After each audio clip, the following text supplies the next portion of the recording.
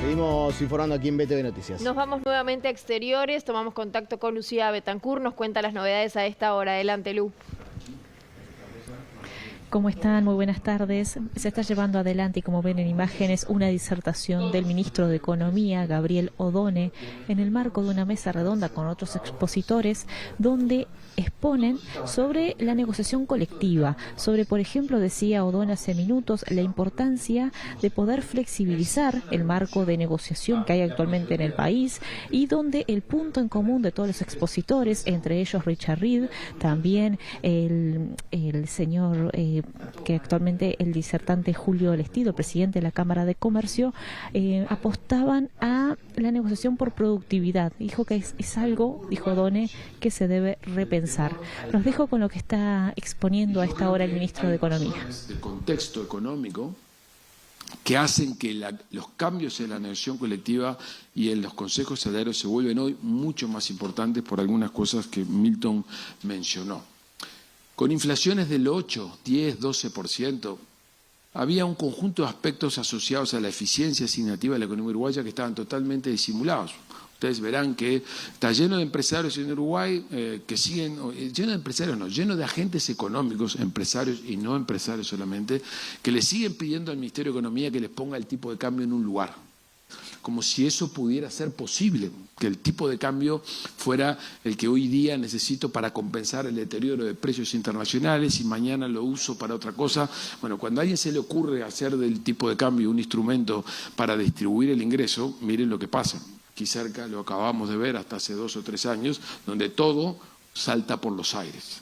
Los economistas no podemos controlar ningún precio en el largo plazo y mucho menos podemos controlar un precio tan relevante como el tipo de cambio.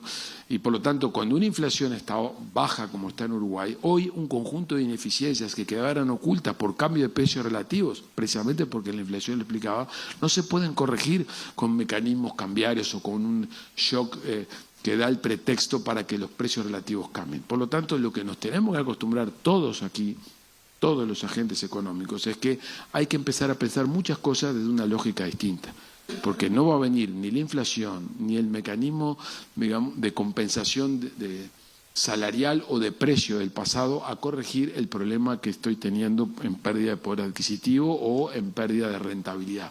La rentabilidad y el poder adquisitivo no es algo que esté garantizado, es algo que se negocia, se transa y que está fundado en muchos aspectos y eso requiere una aproximación a la negociación colectiva distinta. Por eso yo saludo a Pablo y a la UDE la generación de este espacio de reflexión, de este espacio de trabajo y de este tipo de intercambios, porque yo creo que Uruguay tiene un enorme desafío de la sociedad civil para poder armar esa agenda. Una agenda en la que no va a haber consenso, una agenda en la que no va a haber unanimidad, afortunadamente, pero una agenda que tiene que ser introducida. Por supuesto que de las políticas públicas los responsables vamos a estar generando incentivos a movernos en una dirección determinada, pero es muy buena cosa que la sociedad civil organizada discuta eso. Y cuando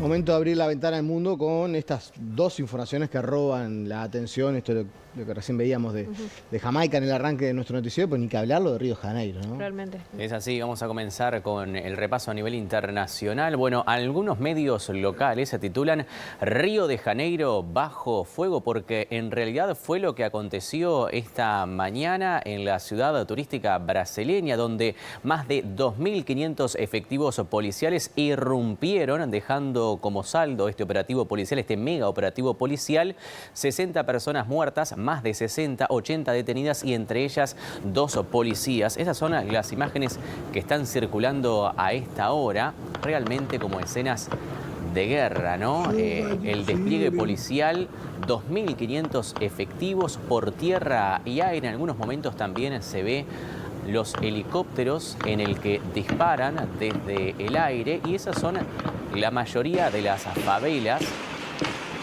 tratando de desbaratar, más que desbaratar, tratando de contener la expansión del Comando Vermelho allí en la principal ciudad turística en Río de Janeiro. Bueno, el operativo policial en el que participaron más de 2.500 efectivos contra el crimen organizado fue calificado como el más mortífero de la historia de la ciudad brasileña. El mega operativo se centró en dos grandes barrios cariocas de favelas con el objetivo de frenar la expansión territorial de este grupo criminal armado, el segundo más poderoso de Sudamérica. El objetivo de la operación era el jefe del comando, el capo Edgar Alves de Andrade, apodado el Doca, quien se cree estaría en un barrio carioca llamada Complexo da Peña.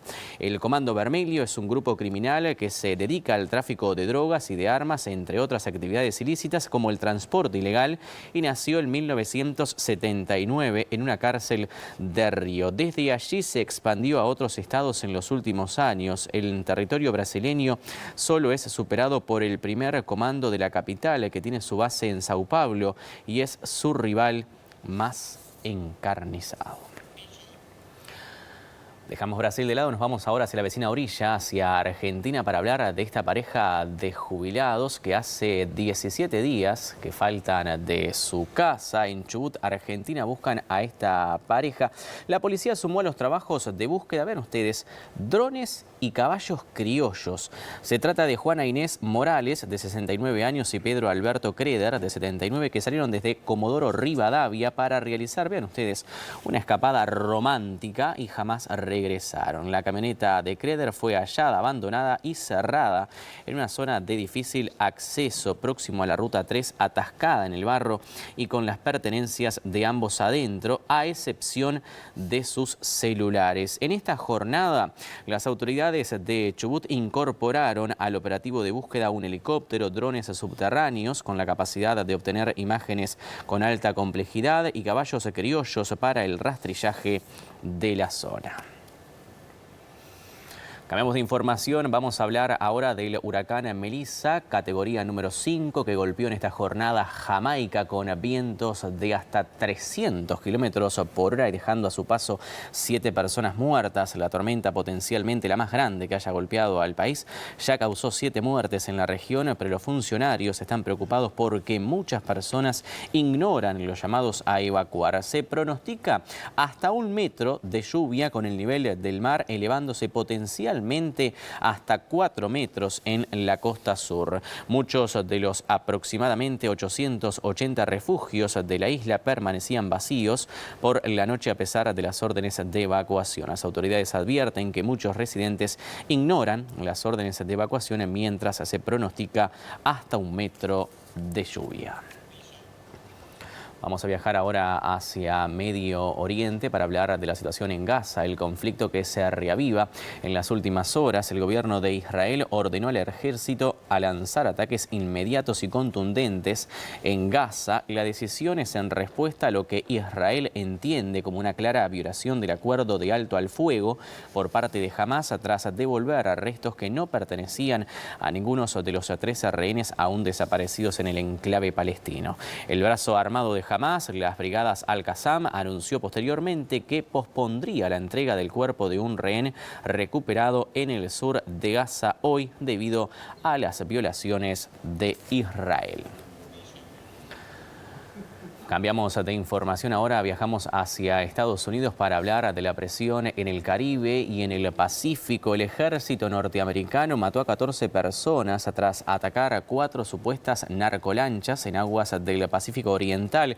Según informó el jefe del Pentágono, las embarcaciones estaban operadas por organizaciones terroristas designadas que traficaban narcóticos. 8 narcoterroristas se encontraban a bordo de las embarcaciones durante el primer ataque, 4 durante la segunda operación y 3 en el tercero. Todos los ataques se llevaron a cabo en aguas internacionales y no hubo heridos entre las fuerzas norteamericanas, especificó el secretario de Guerra. Un único sobreviviente fue rescatado. Las autoridades mexicanas de búsqueda y rescate aceptaron el caso y asumieron la responsabilidad de coordinar el rescate, según indicó. Se trata del 11º golpe reportado contra embarcaciones supuestamente cargadas con droga que el gobierno de Estados Unidos lleva a cabo desde que empezó sus operaciones contra el narcotráfico, primero en el Caribe y ahora en el Pacífico. Los ataques estadounidenses se han cobrado la vida de cerca de 60 personas.